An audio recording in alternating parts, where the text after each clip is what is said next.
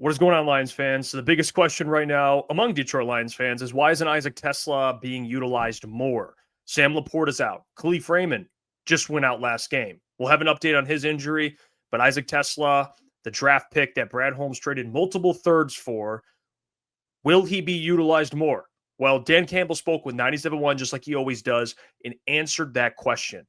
Is Isaac Teslaa going to be used more? He answered both those questions. So let's hear from Dan Campbell on 97.1 speaking to Jim Costa and John Jansen, and I'll react to it. But here's the clip. Teslaa involved more. Why hasn't it translated, or why haven't we seen more of him? We try to get him more involved here a little bit. He's playing more, and it's just sometimes the ball doesn't go that way, right?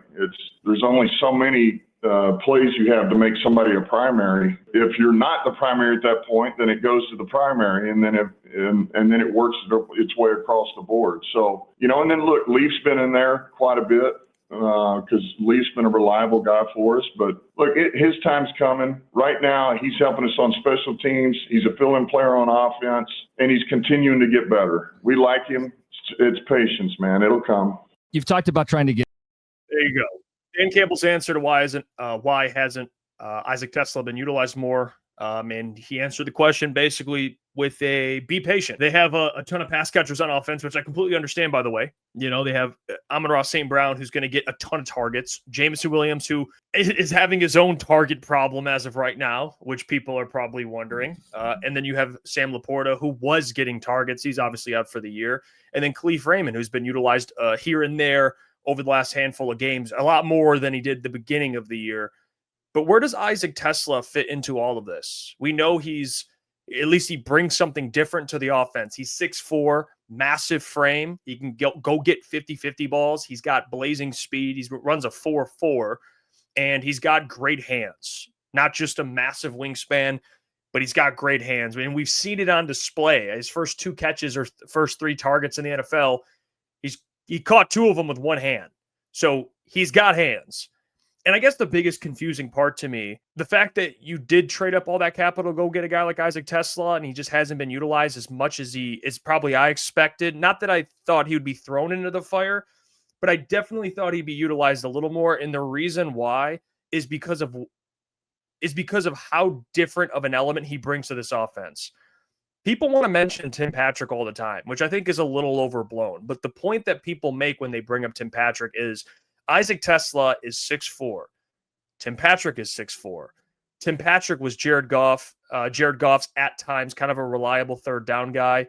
Not that he didn't convert a bunch of third downs, but he would be an option for Jared Goff, or at least a guy on the field that the defense had to look at and say, hey, there's a big body guy that at any moment Jared could throw up a 50-50 ball too. We saw some touchdowns thrown to Tim Patrick's way. I've interrupted the show to tell you about our friends over at Sleeper, and specifically Sleeper Picks, because if your state allows it, you should be utilizing it. It's a ton of fun. It's a real money product that connects friends over picks. It's very simple. You just choose 2 to 8 of your favorite players from pregame live or across different sports. You just hit the more or less than the predicted stats, just like I did for Lions Packers on Thanksgiving. You can check out my picks. Tell me how I did. Because on Sleeper, you can get up to 1,000x payout, share with your friends, and get rewarded together. Use that code CT Sports, and they'll take care of you. Shout out to Sleeper for sponsoring the show, as always. Now, let's get back to it. And he just brought a different element. And again, Tim Patrick wasn't a world beater. He was older at that point, but he just brought a different element to this offense. He was reliable. He caught pretty much most footballs thrown his way. And Isaac Teslaa obviously has a much higher ceiling than Tim Patrick. So I think he fills that role perfectly. And Tim Patrick played that role while Khalif Raymond was here. So it is a little odd to me. And I get part of that is him being a rookie. It's a complex offense that they're already kind of struggling to figure out. But at this point, you'd expect Isaac to get more involved. And I think moving forward, you will see more of it, especially in the red zone. He played a good amount of snaps against the Giants. So I don't think it's a time right now to panic. I think over time, you'll start to see more of him. But this is a player that the Lions absolutely have to utilize because of his versatility. At Arkansas, he lined up a lot in the slot, even though physically he looks like a true X wide receiver. He played a lot in the slot at Arkansas, in a role that Sam Laporta had on this offense. You could move him out wide. You could put him in the slot. He was kind of a chess piece on offense. Isaac Teslaa can do some of those things as well.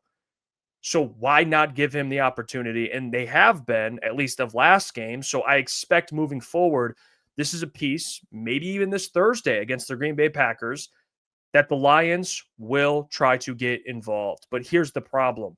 They've been having the get involved problem all year. David Montgomery, even though at times Jahmyr Gibbs has been so incredible, I'm not mad at not getting him involved. But there are times where it's like, you probably could have gave David a little more touches in that game. Or Jamison Williams, where there'll be two games where he gets no targets or 0 catches, which is just rare for a player making his kind of money. But that's a whole nother conversation. You guys know how I feel about it. I still don't understand extending J-Mo, even though I think he's an incredible player. It just doesn't make sense to me why you would extend J-Mo with 2 years left of control when you traded up to get a guy in Isaac Teslaa who they love, and we don't even know how good he can be yet. So at this point, unless you trade J-Mo in the future, it seems like Isaac Teslaa's role in this team is a wide receiver 3 for his career, which is odd because you traded up all the capital to get him. And the wide receiver 3 on this team is probably going to go for like 400 or 500 yards a year. So it is a little odd, and that's the thing I question with Brad Holmes. It's like, I don't really understand that part of it. Why? I mean, wouldn't you rather use that draft pick on offensive lineman, another one, or something else, some other position? If you're not going to give Isaac Teslaa a bigger role come in the future, which I don't expect him to overtake J-Mo unless he's traded. He certainly isn't going to take Amon-Ra, and Sam Laporta is going to be a part of this offense for the foreseeable future unless they don't extend him.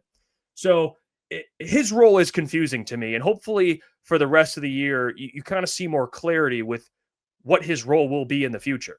Especially without Sam Laporta, that's a big share of carries, targets that have to be spread around, and hopefully some of those get to Isaac Teslaa. But what do you guys think of his role, his potential role, and what do you hope to see out of the rookie? He is a rookie, but one thing we know about rookie wide receivers is they make an impact very quickly in the NFL. It's not like other positions, right? It's not like quarterback where they start, a mid-round guy as quarterback. You're like, you might need some time. Or a left tackle where you're like, he's going to go through lumps. Wide receivers, although they are rookies and it takes some time to learn the playbook, wide receivers are among the position, just like running back, where they make an impact right away. You see it all around the league, okay? Especially a guy who played in the SEC. So I don't expect there to be any hiccups for him. He's a smart player. He's a very talented player, and I hope to see more of him. Comment down below. Let me know your thoughts. And hit the subscribe button and the like button, and tune in tonight to our live show. We'll talk about it 8 p.m. to 10 p.m. We're live weekdays, Monday through Friday, and we're live on Thursday for our watch parties, which you guys should be tuning into. The support has been amazing on the watch parties. We're having so much fun doing them, and the reaction clips are always coming out every single week. So until Thursday on the watch party, when you catch us watching the game, you can catch us on the live show. I will catch you all. Hey, what's going on there? It's Jeff Iafrate. Appreciate you for finishing the video. You can check out one of the videos here suggested or show support by commenting, liking, and subscribing. And buy your merchandise, FisherCTSports.com.